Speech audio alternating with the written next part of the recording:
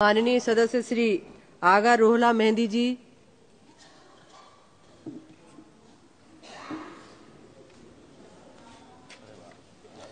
Thank you madam chairperson. मेरे पास वक्त उतना ज़्यादा नहीं है, कम है, मैं पॉइंट पे आ जाता हूँ। हैरत हुई जब एक पैराग्राफ सुना भी और फिर पढ़ा भी पेज 19 में, जो प्रेसिडेंशियल एड्रेस में जम्मू कश्मीर के हवाले से जिक्र किया गया और ये बताया गया कि 370 हटाने के बाद वहाँ पे पार्लियामेंट इलेक्शन भी हुआ और असेंबली इलेक्शन भी हुआ। ताजुब है कैसे इस मुल्क को बेवकूफ़ बनाया जाता है। ये कोई पहली बार नहीं है कि असेंबली का इलेक्शन, पार्लियामेंट का इलेक्शन जम्मू कश्मीर में हुआ हो। 370 के होते हुए भी होता था, आपने नाजायज़ तरीके से 370 हटाया, उसके बाद भी इलेक्शन हुआ। 370 के दौरान भी लोगों ने जमहूरियत पे यकीन दिखाया, जमहूरियत के ज़रिए अपने फैसले किए और 370 के हटाने के बाद भी लोगों ने जमहूरियत के ज़रिए जवाब दिया। वो इलेक्शन होना कोई पहली बात नहीं है, कोई ख़ास बात नहीं है। इलेक्शन इससे पहले भी हुए, आज भी होते रहे, होते भी रहेंगे। जो चीज़ बतानी चाहिए थी, जो बताई नहीं गई प्रेसिडेंशियल एड्रेस में, कि जम्मू कश्मीर में 370 हटाने से क्या नुकसानात हुए, 370 के होने से क्या फ़ायदे थे, जो बात मुल्क को बताई नहीं जाती है, जो बात इस ऐवान को बताई नहीं जाती है, जो बात उस प्रेसिडेंशियल एड्रेस में होनी चाहिए थी, जिसका जिक्र नहीं हुआ। कुछ पॉइंट्स की तरफ मैं इशारा करूंगा।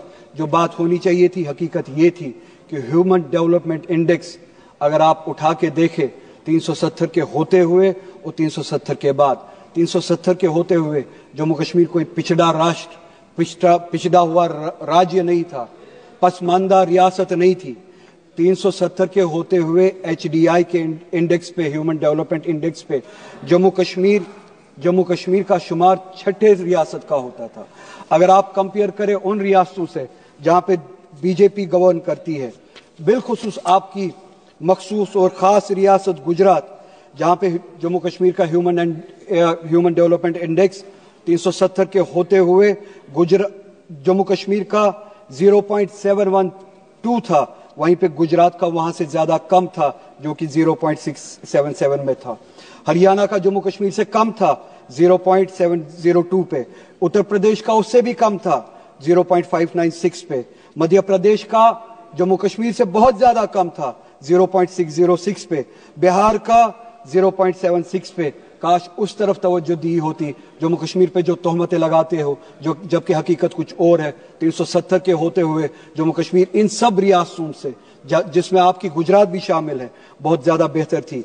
पॉवर्टी राइट 370 के होते हुए, जिसका जिक्र यहाँ पे नहीं हुआ, जो बताया जाना चाहिए था, जम्मू कश्मीर जो इस मुल्क की सर्वे हुई है, आखिरी सर्वे हुई है, जम्मू कश्मीर में 10.3% पे थी, जो कि गुजरात से कहीं ज्यादा बेहतर है। गुजरात जहां पे 16.6 की पॉवर्टी रेट है, परसेंटेज है, यूपी की 29.4% है, मध्य प्रदेश की 31.7 पॉवर्टी परसेंटेज है, बिहार की 33.7 और 370 के होते हुए उसी मुकाबले में जम्मू कश्मीर की सिर्फ और सिर्फ 10.3 पॉवर्टी रेट थी। ये बताना आप भूल गए। इस मुल्क को आप बेवकूफ़ बनाते हैं, इस मुल्क को आप मिसलीड करते हैं। लाइफ एक्सपेक्टेंसी पे बात करें, 370 के होते हुए आपकी जो सर्वे हुई है इस मुल्क में 2009 से लेकर 2016 तक, अगर आप कंपैरिजन करें, जम्मू कश्मीर में लाइफ एक्सपेक्टेंसी की जो रेट थी वो उम्र बन चुकी थी 73.5, गुजरात की उससे कम थी 68.7,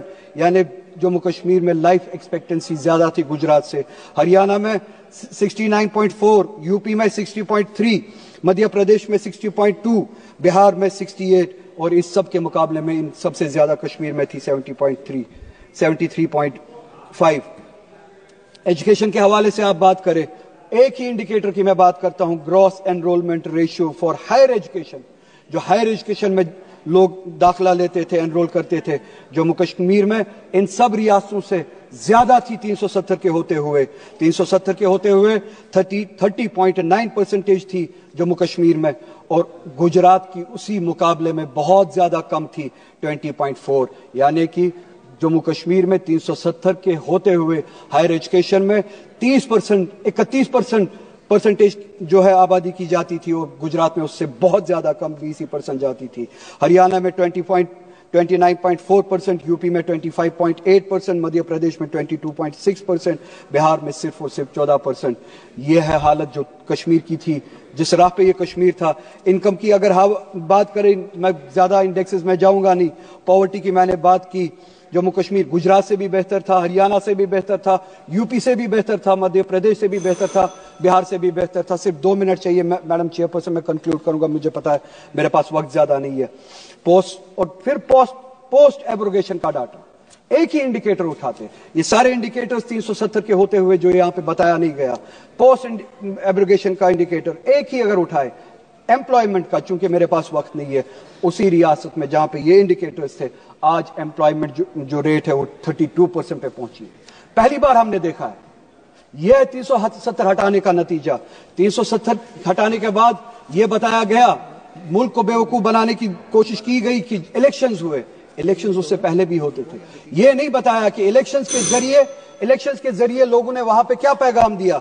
इलेक्शंस के जरिए पैगाम दिया, असेंबली में रेजोल्यूशन पास हुआ, न सिर्फ 370 बल्कि कॉन्स्टिट्यूशन के जरिए इस रियासत को, जम्मू कश्मीर को, जो 1953 से पहले जो स्टेटस मिला था, असेंबली ने वो रेजोल्यूशन पास किया कि हमें तब तक ये स्टेटस कबूल नहीं है जब तक वो स्टेटस बहाल ना किया जाए।